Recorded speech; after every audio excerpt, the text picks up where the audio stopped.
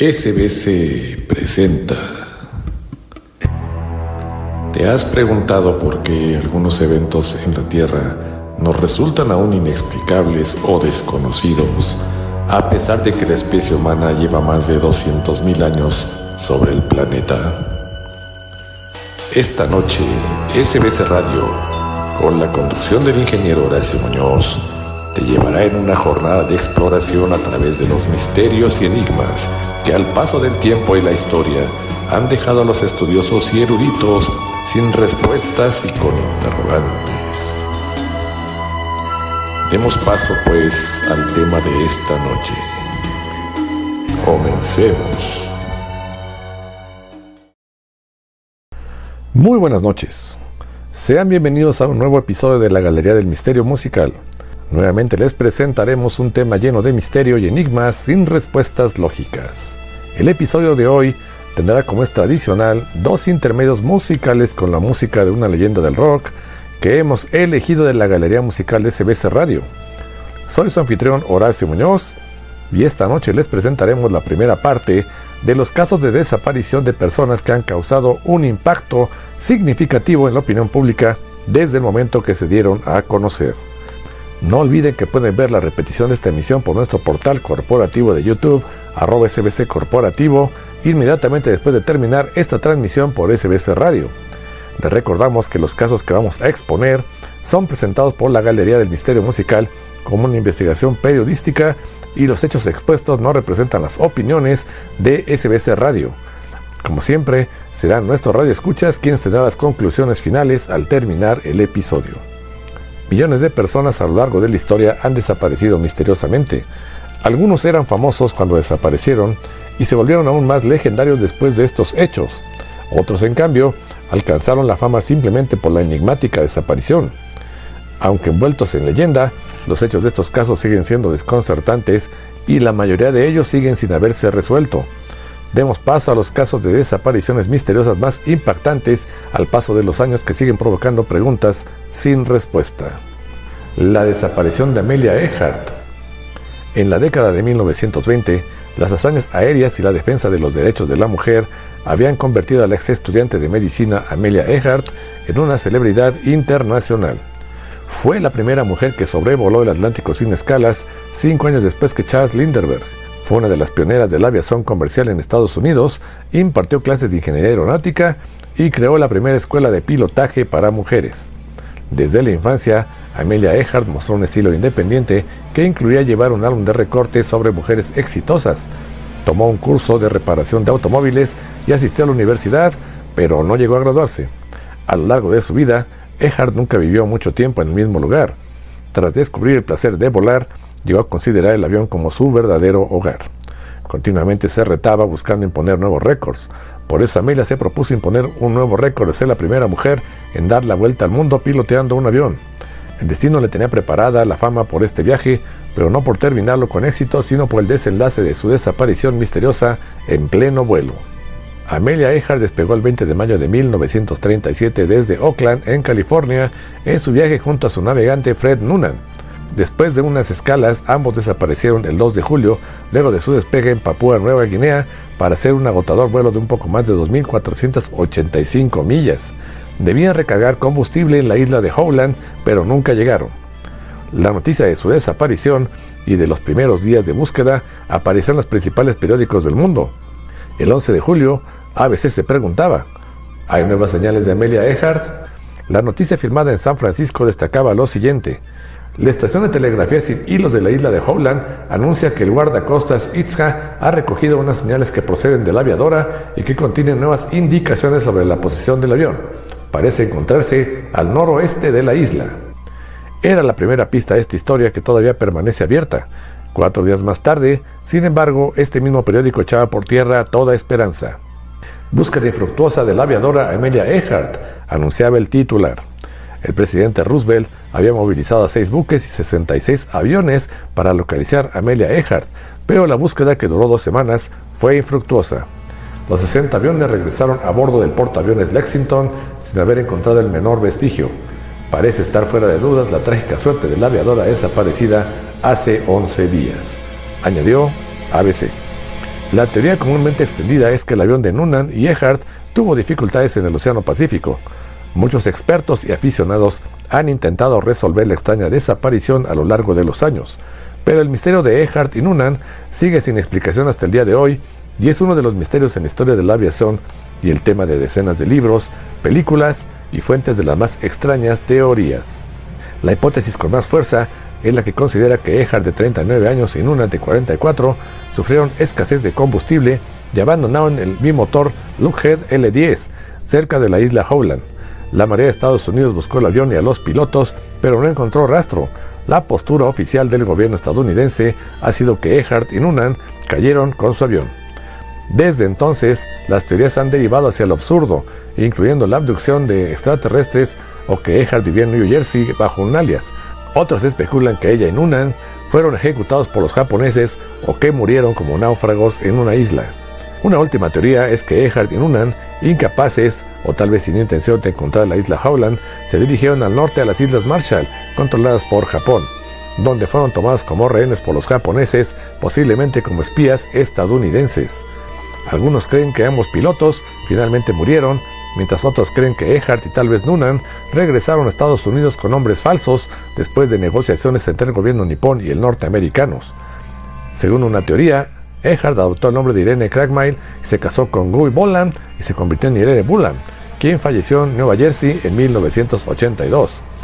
En julio de 2017, una fotografía encontrada por los Archivos Nacionales de Estados Unidos trajo una hipótesis diferente.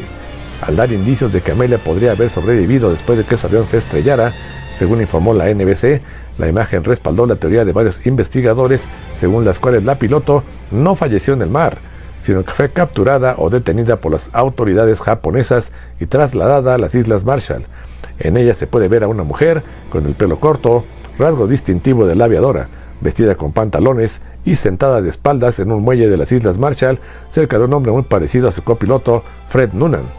Los expertos consideran que la fotografía mostraba el barco japonés llamado Koshu mientras remolcaba un objeto que podría tener la misma longitud que el avión de Earhart y que además había sido tomada por un espía estadounidense destinado a informar de las actividades militares de Japón en el Pacífico. Creemos que el Koshu la llevó a las Islas Marshall y que ahí murió cuando se encontraba bajo la custodia de los nipones, comentó la NBC. Por su parte, las autoridades japonesas han asegurado que no tienen constancia de que la aviadora hubiera estado ahí. El misterio continúa sin resolverse en medio de numerosas teorías sobre dónde pudo extraviarse el avión. Tal vez algún día el mar o algún archivo clasificado rescate a Amelia Earhart de su viaje a lo desconocido. Las desapariciones en los baños de Chapultepec. El bosque de Chapultepec y Parque Nacional en la Ciudad de México es identificado por la mayoría de los mexicanos con el lugar de esparcimiento familiar ideal para los fines de semana en la capital mexicana. Independiente de lo anterior, miles de personas transitan diariamente, familias, turistas, deportistas, estudiantes, desempleados, indigentes y demás personas. A pesar de que a lo largo de las décadas se han reportado desapariciones y hasta crímenes cometidos dentro del bosque, hay casos que por sus detalles despiertan la curiosidad, el morbo y hasta el temor de la gente. El 2 de enero de 2025, una mujer llamada María Virginia Gutiérrez Juárez, de 59 años, llegó a la ciudad procedente de Comala, Chiapas, para pasar las fiestas de fin de año junto a su familia. Ese día acudieron al bosque de Chapultepec para disfrutar del último tramo de sus vacaciones.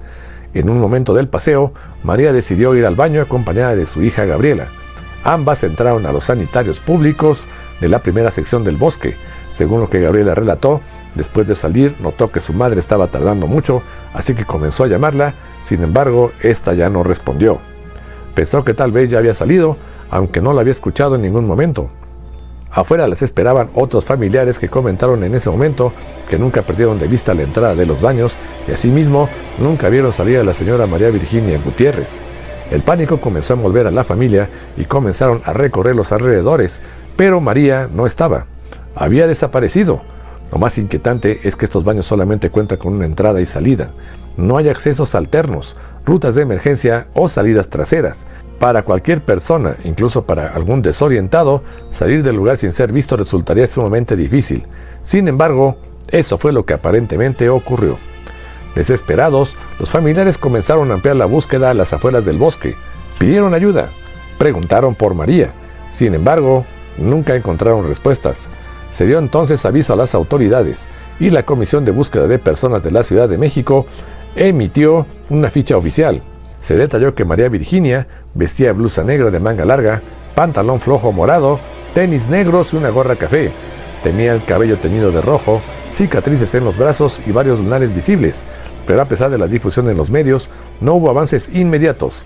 Gabriela comenzó entonces a difundir el caso de su madre a través de redes sociales, principalmente en la plataforma de TikTok, explicando que María padecía epilepsia y requería medicamentos. Algunos medios comenzaron a mencionar que también padecía esquizofrenia la señora, pero esto fue desmentido por los familiares. Estos videos rápidamente ganaron notoriedad y pronto los medios nacionales ya estaban hablando de la extraña desaparición. Finalmente, tras 29 días arduos de búsqueda, el 31 de enero, María Virginia fue localizada con vida en situación de indigencia, sentada en una banqueta de la Colonia Obrera. La Colonia Obrera en la Ciudad de México se encuentra aproximadamente a unos 14 o 15 kilómetros de distancia de la zona de Chapultepec, lo que se traduce en un trayecto alrededor de 30 o 40 minutos en coche, dependiendo del tráfico. La señora estaba en condiciones tan deplorables que al principio era difícil reconocerla, pero la realidad es que esa persona sucia, desorientada y con harapos, sí era María.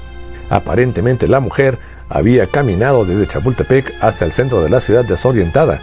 La noticia de su hallazgo se empezó a difundir en los noticieros y periódicos donde podía verse a su hija abrazándola al borde del llanto, después de casi un mes de incertidumbre. Esto generó alivio para todas las personas que siguieron el caso de cerca.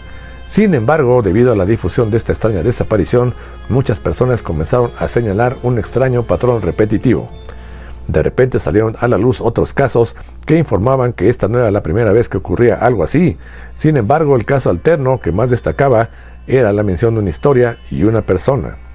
Ángel Fernando Castillo, un joven de 17 años, estudiante de la Preparatoria 4 de la UNAM, había desaparecido en el mismo lugar que María en situaciones enigmáticas, pero a diferencia de María, el desenlace de la desaparición de Ángel no tuvo la misma fortuna. Todo comenzó el 15 de noviembre del año 2024, apenas un par de meses antes de la desaparición de María Virginia. Ángel había acudido al mismo bosque en compañía de su novia. En algún momento le dijo a la novia que iría al baño, pero nunca volvió. Su novia, al igual que los familiares de María, lo estaba esperando a las afueras del baño, el cual nunca perdió de vista de la entrada. Al pasar los minutos, el desconcierto se apoderó de la chica. Intentó llamarlo por teléfono en múltiples ocasiones, pero tras no recibir respuesta, la joven se comunicó con la familia de Ángel, quienes dieron aviso a la policía, y entonces la Fiscalía de la Ciudad de México activó la alerta Amber. La ficha describía a Ángel como un joven de complexión delgada, piel morena clara, cabello negro lacio y con señas particulares, un tatuaje de un ojo en el brazo derecho, cicatrices en su rostro, perforaciones en las cejas y una cicatriz antigua en su pierna. Durante la búsqueda, los familiares del joven comenzaron a recibir llamadas de extorsión y algunas personas aseguraron pertenecer a grupos criminales y exigían un pago a cambio de la información. A esto se le sumaron múltiples rumores sobre supuestos avistamientos de Ángel en las afueras del bosque. Sin embargo, un día después el cuerpo del joven fue localizado sin vida bajo un puente peatonal en circuito interior a varios kilómetros de distancia del bosque. Ángel fue encontrado tirado sobre los carriles laterales, ya sin signos vitales, y aunque la policía capitalina resguardó la zona, no se emitió información clara sobre qué le había ocurrido. La fiscalía informó que él no fue víctima de un delito, pero no ofreció explicaciones sobre cuál había sido la causa de la muerte. Hasta el día de hoy, estos casos siguen sin aclararse. Estas dos desapariciones ocurridas exactamente en el mismo lugar, los baños de la primera sección del bosque de Chapultepec, son sumamente recientes. Sin embargo, ambos provocaron una gran agitación de la opinión pública, donde no han dejado de crecer las sospechas sobre lo que exactamente pasa en ese lugar. Y la pregunta que se mantiene sin respuesta es la misma: ¿cómo fue exactamente que María Fernanda y Ángel Fernando desaparecieron de estos pequeños baños sin haber sido vistos por nadie? ¿Cómo pudieron salir o cómo los sacaron de los baños si solo hay una entrada a los mismos donde sus familiares los estuvieron esperando todo el tiempo? Tal vez si llegas a visitar el bosque de Chapultepec y de repente tienes la necesidad de utilizar estos servicios públicos, sería para que lo pensaras dos veces. Pero demos paso a nuestra primera pausa musical de esta noche con la Galería Musical de SBS Radio, que ha seleccionado para nuestros radioescuchas y para esta noche canciones de Eric Burdon como vocalista. Y en esta primera galería musical escucharemos para comenzar Easy Rider del año 1967. Seguiremos con Don't Let Me Be Misunderstood del álbum Animal Tracks del año 1965 y concluiremos este primer bloque de la galería musical con el hit House of the Rising Sun del álbum del mismo nombre del año 1964. Estás en la Galería del Misterio Musical a través de SBS Radio. Regresamos. Regresamos a este segundo bloque en este episodio de la Galería del Misterio Musical, donde estamos presentando para nuestros radioescuchas la primera parte de casos de desapariciones que se han vuelto virales por su difusión en la prensa. Demos paso a los dos siguientes casos. La desaparición de Jimmy Hoffa. Hace 60 años, el 30 de julio de 1975, desapareció en Estados Unidos el líder sindical Jimmy Hoffa, un personaje tan polémico como odiado y con extrañas relaciones con la mafia, lo que hizo de su caso uno de los más debatidos y fascinantes para Estados Unidos, un país muy dado a las teorías de conspiración. Jimmy Hoffa fue uno de los personajes más controvertidos de la historia del movimiento sindical. Fue presidente de la Hermandad Internacional de Camioneros de 1957 a 1971. Conocido en el sector del transporte por su buena información y su férrea negociación, desempeñó un papel fundamental bajo el primer Convenio Colectivo Nacional de Transporte de Mercancías. Bajo su liderazgo, los camioneros se convirtieron en el sindicato más grande de los Estados Unidos, con una afiliación de aproximadamente 1.3 millones de trabajadores. En la primera mitad del siglo XX, se sabía que los sindicatos se aliaban con el crimen organizado para presionar a líderes empresariales y aceptar sus condiciones. El FBI persiguió a Hoffa durante años, al igual que el fiscal general Robert F. Kennedy, pero las fuerzas del orden no pudieron imputarle cargos penales hasta 1964, cuando Hoffa fue condenado por sobornar a miembros de un jurado en 1962. 4 años después de cumplir su condena, Hoffa fue indultado por Nixon. Sin embargo, como condición para su liberación, prometió no volver a ocupar su puesto de liderazgo con los camioneros ni en ningún otro sindicato hasta 1980. Su intento posterior por incumplir ese convenio podría haberle costado la vida. El 30 de julio de 1975, Hoffa llegó al restaurante Mash's Red Fox de Detroit, supuestamente para reunirse con Tony Jack, jefe de la mafia local, pero Tony Jack nunca apareció y tras una charla amistosa con otros comensales, Hoffa salió del restaurante para no ser visto nunca más. Al día siguiente, las autoridades encontraron su coche aún en el estacionamiento de Red Fox, pero el paradero de Hoffa y las circunstancias de su presunto asesinato siguen siendo uno de los mayores misterios de la historia del FBI. A pesar de las múltiples investigaciones en las décadas posteriores, el cuerpo de Hoffa nunca fue encontrado. Las pistas de mafiosos veteranos y fuentes anónimas han impulsado excavaciones forenses en lugares remotos. Mientras el FBI intenta desenterrar el lugar del entierro de Hoffa, han buscado bajo el césped de una casa particular en Michigan, y en 2013 excavaron bajo una losa de concreto de un campo cerca de Detroit a unos 32 kilómetros del restaurante donde Hoffa fue visto con vida la última vez. Las pistas que han llegado a los investigadores durante las últimas 4 décadas sostienen que los restos de Hoffa podrían encontrarse en cualquier lugar, desde debajo de una zona de anotación en el ahora demolido estadio de los Gigantes de New Jersey hasta un pantano en los Everglades. Otra explicación propuesta es que el cuerpo de Hoffa fue metido en un coche de chatarra sometido a una compactadora y luego enviado al extranjero. Quizás la verdadera razón por lo que nunca se encontró el cuerpo de Hoffa es mucho más simple, es que no hay ningún cuerpo. El caso ha llamado tanto la atención que varias películas de Hollywood han narrado el caso, la más memorable con la actuación de Jack Nicholson y de Danny DeVito. En julio de 1982, 7 años después de su desaparición, el estado de Michigan declaró legalmente muerto a Hoffa.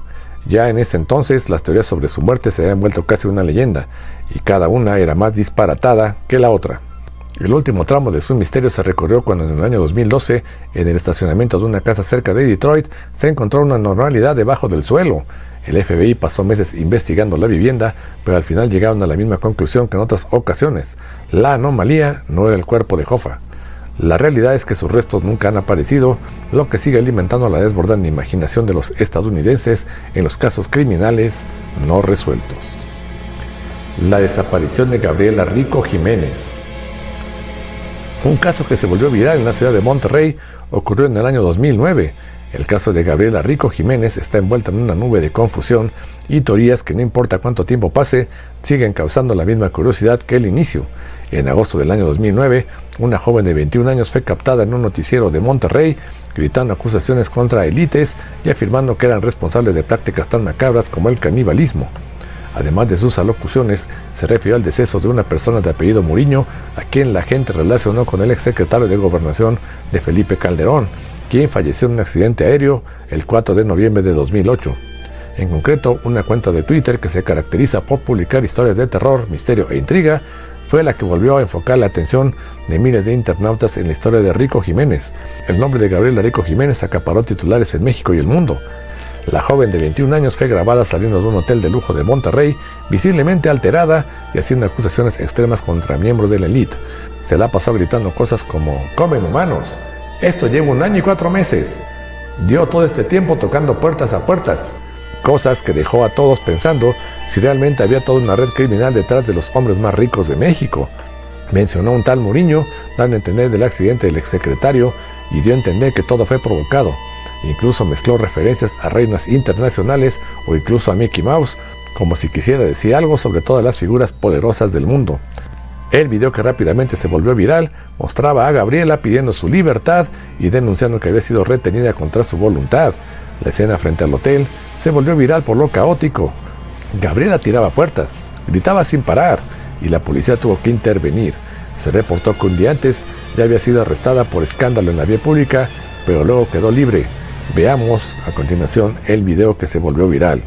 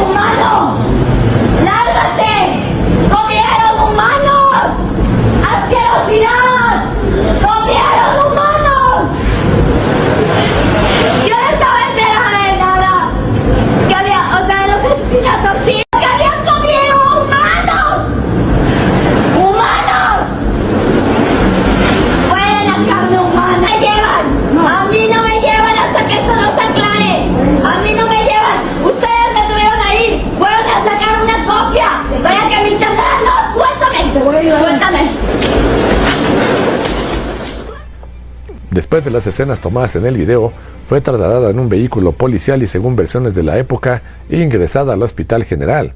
Tras su detención, Gabriela Rico Jiménez no volvió a aparecer en público y la información oficial sobre su paradero fue prácticamente inexistente. Las autoridades guardaron silencio, alimentando teorías conspirativas. Al día de hoy, no se sabe el paradero de aquella joven. Versiones en redes sociales apuntan a que fue trasladada a un hospital psiquiátrico en Buenos Aires, Argentina.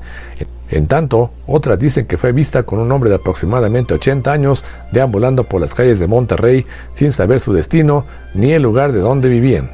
Aunque el internet difundió que era una supermodelo, nunca se presentaron pruebas de ello. El caso quedó envuelto en teorías conspirativas alimentadas por el silencio de las autoridades y las impactantes declaraciones grabadas en el video.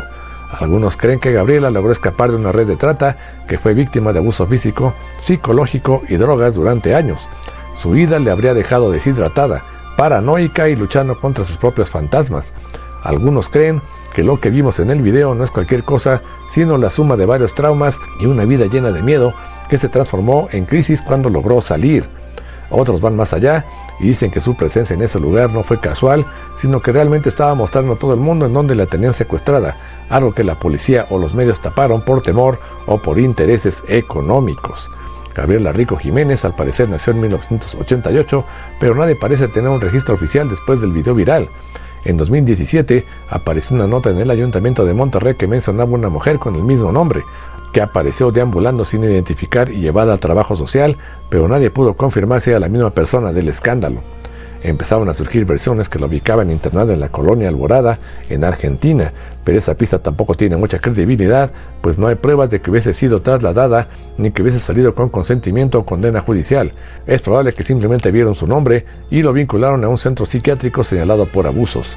Otros creen que fue internada en hospitales del estado, que tuvo diagnósticos psiquiátricos y que esa historia quedó sepultada en papeleo burocrático, expedientes o informes clasificados, y que no ha sido capaz de reaparecer en sociedad por la gravedad de lo que dijo, cosa que probablemente la silenció para siempre.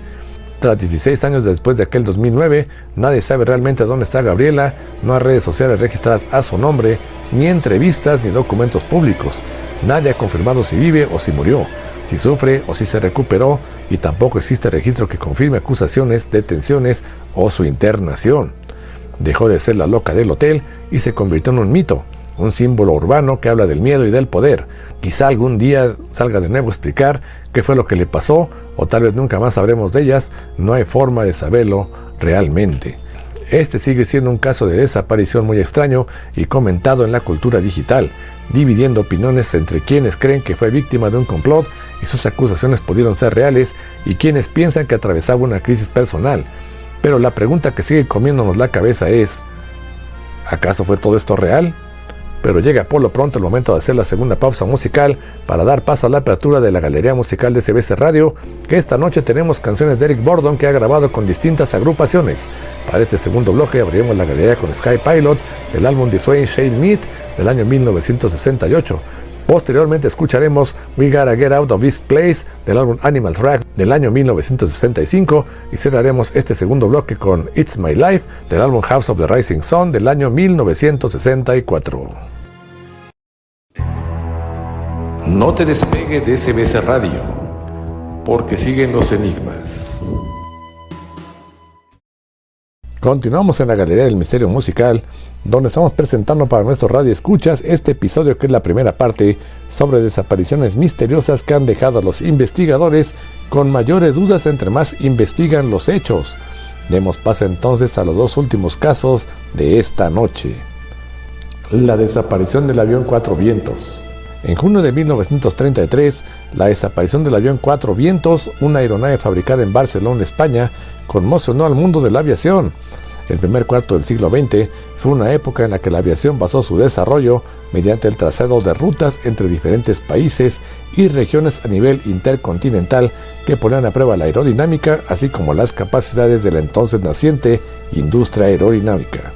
A 92 años del histórico vuelo entre Sevilla y Cuba, persisten las preguntas sobre la desaparición de la aeronave en su ruta final hacia tierras mexicanas. El 10 de junio de 1933, el avión Cuatro Vientos, piloteado por Mariano Berberán y Joaquín Collar, despegó de Sevilla con el objetivo ambicioso de cruzar el Atlántico sin escalas hasta llegar a Cuba. Este vuelo duró casi 40 horas y recorrió cerca de 8,000 kilómetros, marcando un hito en la historia de la aviación española. Sin embargo, pocos días después de su llegada triunfal a La Habana, el Cuatro Vientos desapareció en su trayecto hacia México, dejando tras de sí un misterio que persiste hasta el día de hoy. El Cuatro Vientos era un monomotor fabricado en España bajo licencia y fue modificado específicamente para esta misión. Según los detalles, los ingenieros españoles ampliaron la envergadura y la superficie alar del avión, además de instalar un tanque central de combustible con capacidad para 3.900 litros, complementado por 7 tanques auxiliares. En total, la aeronave podía transportar 5.300 litros de combustible, una cantidad indispensable para cubrir la extensa distancia sin escalas. El vuelo Sevilla-Cuba representaba un desafío monumental. De los casi 8,000 kilómetros de recorrido, 6.300 eran sobre el océano, lo que implicaba un riesgo constante. Además, la travesía requería al menos 40 horas de vuelo continuo, un esfuerzo físico y mental extremo para 2 aviadores. Mariano Barberán, capitán de ingenieros y experto en navegación, y el joven piloto Joaquín Collar, teniente de caballería, asumieron este reto con una preparación exhaustiva y una confianza absoluta en sus capacidades. La idea de este vuelo comenzó a gestarse en 1932, cuando Barberán presentó un detallado informe a la Dirección General de Aeronáutica de España. En ese documento defendió no solo la viabilidad técnica del proyecto, sino también su relevancia política y estratégica. El estudio incluía análisis meteorológicos, rutas óptimas y las posibles repercusiones internacionales de la hazaña. En junio de 1933, el Cuatro Vientos despegó desde Getafe hacia Sevilla, donde aterrizó a las 19:15 horas. En la madrugada del día siguiente, tras recibir partes meteorológicos favorables, el avión inició su histórica travesía. De acuerdo con las narraciones, Collar sufrió una indisposición a mitad del trayecto, lo que obligó a Barberán a tomar los mandos temporalmente. A pesar de estas dificultades, la navegación fue impecable, utilizando métodos tradicionales como el sextante y cálculos astronómicos para mantener el rumbo. Finalmente, el Cuatro Vientos aterrizó en Camagüey, Cuba, el 11 de junio, con solo 100 litros de combustible restantes. La llegada de los aviadores españoles fue recibida con entusiasmo por la población local, y la prensa internacional por su parte dio fe de la hazaña. Tras varios días de descanso y revisiones técnicas al avión, Barberán y Collar se prepararon para la siguiente etapa de su viaje, un vuelo de 1.920 kilómetros hacia la Ciudad de México. Los registros explican que en el despegue ocurrió a las 5:52 de la mañana del 20 de junio, bajo un cielo gris y lluvioso. El Cuatro Vientos fue avistado por última vez cerca de Villahermosa, Tabasco, alrededor de las 11:30 de la mañana. Sin embargo, nunca llegó a su destino. Las condiciones meteorológicas adversas, con intensas lluvias y cielos encapotados, pudieron haber desviado el avión de la ruta. La desaparición del avión desató una búsqueda exhaustiva en México, en la que participaron escuadrones aéreos, fuerzas terrestres y voluntarios civiles. A pesar de los esfuerzos, no se encontraron rastros concluyentes del Cuatro Vientos. Desde su desaparición, el vuelo del Cuatro Vientos ha sido objeto de especulaciones y teorías. Según la crónica de Juan Antonio Guerrero, la hipótesis más aceptable es que el avión cayó al océano debido a las malas condiciones meteorológicas. Sin embargo, el destino final de Barberán y Collar sigue siendo un enigma. El día 21, la prensa mexicana comunicó que se había dado órdenes a 2 escuadrones aéreos para la búsqueda del Cuatro Vientos a las 6 de la mañana. Se distribuyeron por los rumbos posibles del avión español, a fin de localizar a los haces hispanos. Se inició así una intensa y prolongada operación de búsqueda en la que se vería involucrada tanto la aviación militar de México, y en la que también participaron fuerzas terrestres y numerosos voluntarios civiles, mientras se iban conociendo informes del paso del Cuatro Vientos. Todos los esfuerzos fueron inútiles, y varios días después, agotadas todas las posibilidades y los recursos, se dio al avión por desaparecido. La hipótesis más probable, como comentamos, es la caída al mar, obligados a desviarse por su rumbo en el mal tiempo. Una cámara de neumático hallada en la costa y que habría servido de salvavidas es la única evidencia encontrada de los infortunados aviadores españoles. Los diarios dieron puntual seguimiento informativo al histórico vuelo de la aeronave de origen español, desde el anuncio del viaje hasta la investigación posterior incidente que cobró la vida de los tripulantes. Los reporteros que se trasladaron hasta los posibles puntos de ruta donde el avión pudo haber sufrido el percance, en alguna región entre Puebla y Veracruz, hallaron lo que parecían fragmentos retorcidos de algún artefacto aéreo. Aunque los resultados no fueron concluyentes, se lograron sostener algunas hipótesis que posteriormente se sometieron a estudio por parte de los especialistas del tema. Las versiones apuntaron a un posible robo en los cielos, así como un aterrizaje de emergencia fallido. Otra teoría se basaba en la idea que los tripulantes habrían quedado seriamente lastimados en un aterrizaje forzoso y miembros de una comunidad indígena desmantelaron la nave, dejando morir a Barberán y Collar para después enterrar sus cuerpos en terrenos baldíos de la comunidad de Veracruz. Desde el momento mismo de la desaparición, las falsas noticias, hipótesis y mitos inundaron las páginas de los periódicos. Ninguna de ellas ha resultado probada, aunque lo más probable sigue siendo que el Cuatro Vientos cayera al océano. Lo seguro es, eso sí, que su último vuelo fue directo a la fama, a lo desconocido y a la leyenda. La desaparición de Jim Sullivan. Los ovnis han fascinado a los músicos de rock, y uno de los acontecimientos más misteriosos de esta combinación fue la que le pasó al cantante Jim Sullivan, sobre todo en los aspectos que rodearon su abrupta desaparición cuando tenía 34 años. Jim Sullivan tiene una biografía para nada claro o lineal. En 1969 grabó su primer álbum, UFO, siglas en inglés equivalentes a OVNI en español, acompañado por un destacado grupo de músicos de Los Ángeles. El material duró apenas 29 minutos y le bastó para que con los años sea un disco de culto. Sin embargo, 6 años después de grabado el disco, desilusionado por el fracaso de sus intentos musicales, Sullivan dejó California y quiso probar suerte en Nashville, pero nunca llegó a su destino. Se perdió en el desierto sin dejar rastros y nadie hasta hoy sabe lo que le sucedió. En 1969, Sullivan se había convertido en una celebridad en el Raft, en un bar de Malibu, California. Entre sus fans estaba el actor Harry Dean y otros personajes del cine de Hollywood. Sullivan se llevaba muy bien con el ambiente del cine, incluso apareció en un cameo en la película Busco mi destino, Easy Rider, de Dennis Hopper. El film tenía una banda de sonido que incluía a Jimi Hendrix, Steppenwolf y The Byrds, entre otros. De sus sesiones del Raft, un grupo de patrocinadores reconocieron su talento y pusieron el dinero para grabar el disco UFO, o OVNI en español, en el que Sullivan irradió toda la presencia extraterrestre en sus letras que, según el músico, eran fundamentales a la hora de componer. Los músicos que le acompañaron en su primer disco eran miembros de los Wrecking Crew, que habían acompañado a los Beach Boys y a Simon & Garfunkel, entre otros grupos. En el disco UFO tocaron el tecladista Don Randy, el baterista Earl Palmer y el bajista Jimmy Bond, quien también produjo y arregló el álbum de Sullivan. Aunque el estilo de Sullivan ha sido comparado con los folk rockers como Jim Clark de los Byrds y Joe South, el disco UFO tuvo algo de éxito. Durante los 6 años siguientes, Sullivan siguió actuando en el Raft y en otros clubes, pero su vida empezaba a desmoronarse. Sullivan creía que le habían robado parte de su música, se deprimió, atravesó una fuerte adicción al alcohol y en ese contexto tocó fondo. Esto llevó a Sullivan a hacer valijas y el 6 de marzo de 1975 partió solo en su Volkswagen Beetle con el fin de encontrar trabajo en Nashville. Prometió a su mujer Carol y a su hijo Chris que se reunirían con él cuando ganara algo de dinero. Esta sería la última vez que su familia lo vio con vida.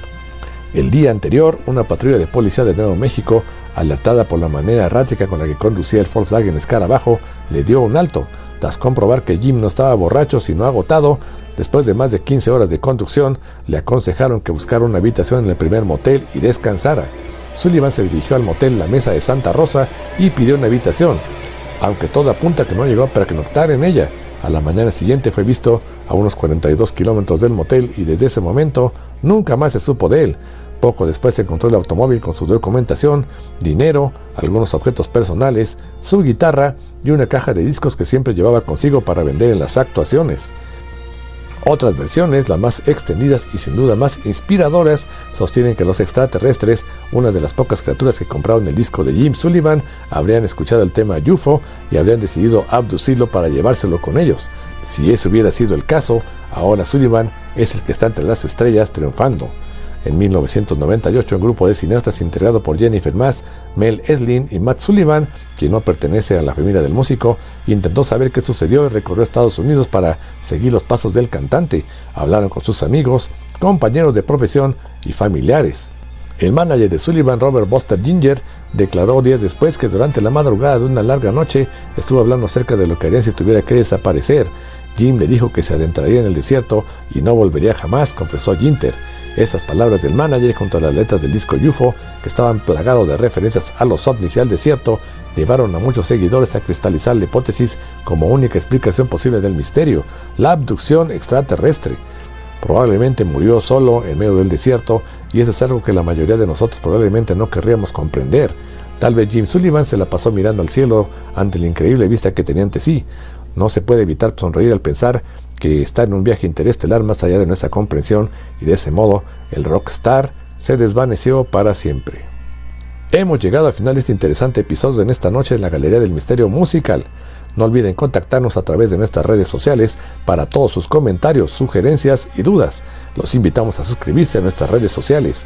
Este ha sido un programa de investigación cuyo contenido se emite con el único fin de informar los temas de interés para nuestros radioescuchas. Los esperamos la semana entrante a la misma hora para que juntos exploremos otro enigma y misterio inexplicable a través de SBS Radio. Se despide su anfitrión, Horacio Muñoz. Muchas gracias. Cerremos la galería musical y el enigma de esta noche. No olvides que tenemos una cita la siguiente semana por SBS Radio a la misma hora para seguir explorando más temas interesantes y sus misterios asociados, engalanados por la más selecta selección de nuestra galería musical. Hasta entonces.